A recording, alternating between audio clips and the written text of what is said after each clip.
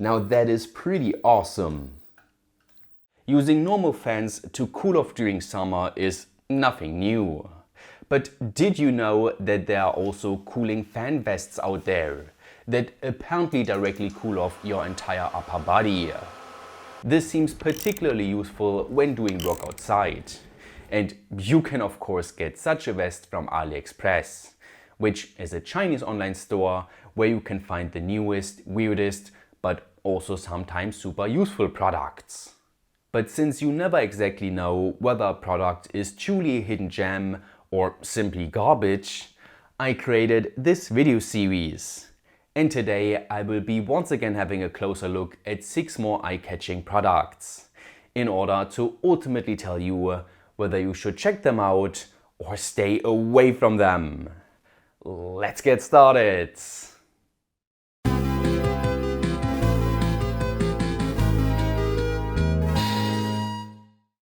If you're looking for high-quality flexible PCBs that are affordable, then look no further than JLCPCB, who are my long-term sponsor. Their Flex PCBs feature an adhesiveless flex core for excellent flexibility and durability, along with LDI technology for exceptional precision. And now they're offering transparent FPCs with up to 85% light transmittance, which is ideal for applications requiring both visibility and flexibility. So what are you waiting for? Click the link below to grab a $10 coupon and start building your flexible PCBs today. Now let's get started with possibly the coolest product, aka the cooling fan vests, which I got in combination with the fans for around €24, which seemed fair. But after unpacking, I immediately noticed that the zipper was broken. Not a good start. On the other hand though, the vest fit perfectly and sealed well around the arms and waist, which I think is important because it apparently works by sucking in air through the fans and then blowing it out at my neck. The material also seems thin and light, ideal for summer. But I have my doubts how long it will hold up on a construction site or similar. But anyway, as you probably guessed, I repaired the zipper before I moved on to the included fans. Now these also seem pretty nice, and after connecting it all to a power bank, I tried out the 3 speed modes, which definitely moved quite a bit of air around, but all modes were also kind of loud in my opinion. And while measuring the current consumption of each mode, I realized that you would need a power bank of this size here, with around 38 Wh to power the fans for a whole 8-hour workday at full power. And with all the introduction tests out of the way, I wanted to put the fans into the vest and do some work outside. But this was easier said than done, because the product description does not give you any assembly instructions. They just tell you how comfortable and refreshing this vest is, while also claiming that the fans are solar powered, which is obviously not true. So I was having a bit of a hard time to find out how to mount the fans, until I realized that you can unscrew the top and sandwich the fabric in between. And with this problem out of the way, I finally got to do some work outside. And I gotta say, this vest is awesome and does its job fantastic. I mean, it is a bit loud, but the airflow is incredibly refreshing, and I can see myself using this thing in summer with some earbuds in, meaning this product gets my thumbs up. So moving on to the next one, which is this thermal imaging camera that you can get for around €99, so not super cheap. But listen, you have been asking for a decent thermal camera for a while now, and thus I searched around for quite a while. And yes, there are certainly cheaper ones, but their thermal image resolution is just not good at all. This one however comes with a resolution of 240 by 240, which is even better than my €400 FLIR one that comes with 160 by 120. And truth be told, I'm not a big fan of my FLIR one, because it constantly recalibrates, and thus the picture freezes way too often, and the refresh rate is quite low with 8.7 Hz. But then again, having a thermal camera around for electronics is quite useful, because you can easily spot what component gets hot. So maybe this cheapy one will be my new favorite. And I gotta say that its nice enclosure was a good start. I also really liked that charging via USB-C was quite fast with 1.6 amps. And the boot up time was around 30% faster than my FLIR one. And once the camera was on, I was happy to find out that the 25Hz refresh rate is way more pleasant to work with. However, after having a look at electronic circuits once again, I noticed pretty much the only flaw this cheapy camera comes with. You see, my FLIR one integrates a second normal camera and overlays the images, which makes it way easier to understand what you're looking at. This cheapy does not come with this feature though, and thus you only see the thermal image, which can be a bit hard to decipher sometimes. But other than that, I was really happy with the quality and user interface of this €100 thermal imaging camera, meaning even with its one flaw, I still have to give it the thumbs up. And that brings us to a more exotic product, I would say, which is this window privacy film that you can get for around €26. Now this small video from the manufacturer got me hooked on it, because it just seems kind of futuristic and actually kind of useful for certain applications. So for testing, they send out these 20 by 30 cm pieces, and if you want bigger films for actual full windows, then you will have to reach out to them, meaning I have no idea how expensive this stuff gets.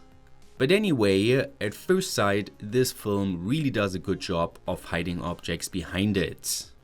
This is, by the way, of course, the power off mode, and in order to turn it on, we need to power it with this transformer, which is sadly clearly made for USA voltage and frequency, which we do not have here in Germany. So for testing, I had to bring out my auto transformer set to 60 volt AC. And after hooking it all up, it seems to work perfectly fine and the film becomes see-through. But it is noteworthy that it only looks so good from the front, and as soon as you look at it from an angle, it becomes more blurry.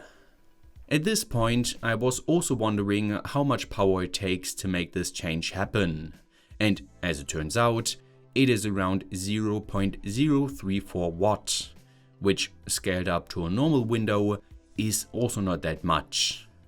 However, the power factor of this thing is terrible, and we would need to compensate for that when going big.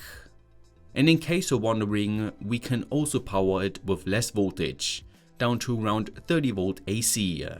And no, DC voltage does not work. The last thing to note is that this film is mechanically pretty stable, and you can even cut it without it losing its functionality, and thus all in all I would give it a thumbs up.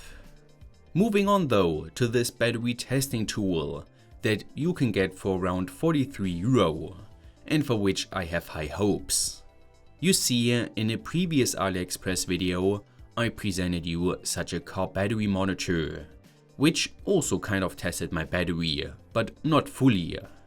And due to that and cold temperatures, my old car battery died, and now I'm using this sketchy replacement here. But now I really want to know whether this replacement will work for a while, and hopefully this battery tester can tell me that.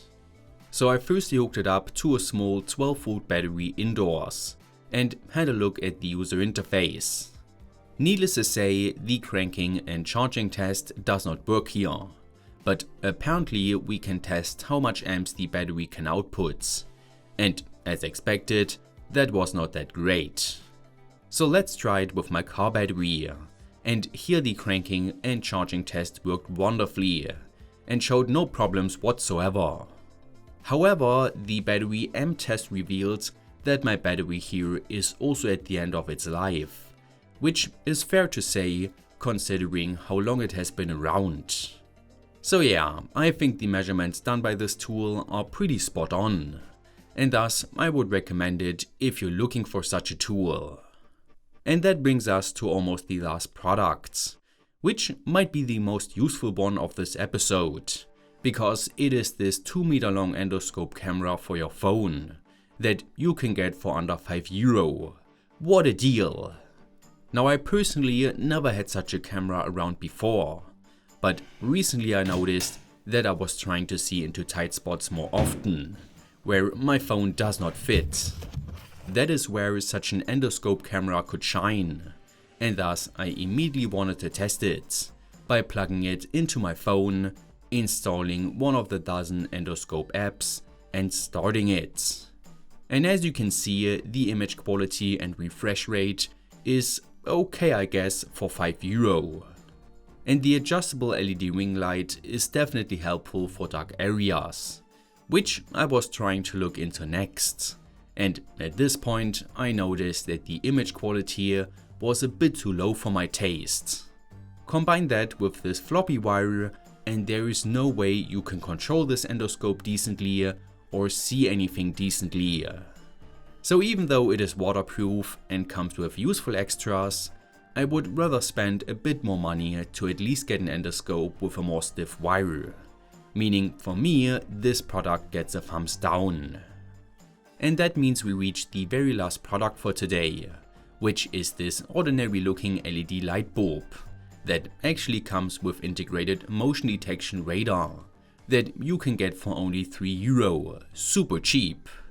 Now, I got interested in it because I do have some lights with motion detection as well, but all of these utilize such PIR sensors, about which I actually did a video in the past. But in a nutshell, we can say that those need an extra motion sensor, which seems to be integrated in this radar light bulb, which might make it easier to use and cheaper. However, I immediately noticed that this bulb was extremely light and the quality of the outer materials seems rather low. After cracking it open though, the PCBs seem decent and the mains connection also better than usual. So let's try it out, which of course only worked in the dark. And after doing quite a bit of testing, I was not really happy with this light, because the radar is just way too sensitive and triggers through walls or similar. So you can basically only use it outdoors, where it worked pretty decently. But I'm still missing some kind of adjustment, which is why overall for me, I would not really recommend it. And with the final rating done, I'm happy to say that most of the products in this episode are actually kind of useful, and I'm looking forward to using them in the future. As always, this is not the end though, because I already have even more fascinating products to check out in the next episode. So look forward to that, and as always, don't forget to like, share, subscribe, and hit the notification bell. Stay creative, and I will see you next time.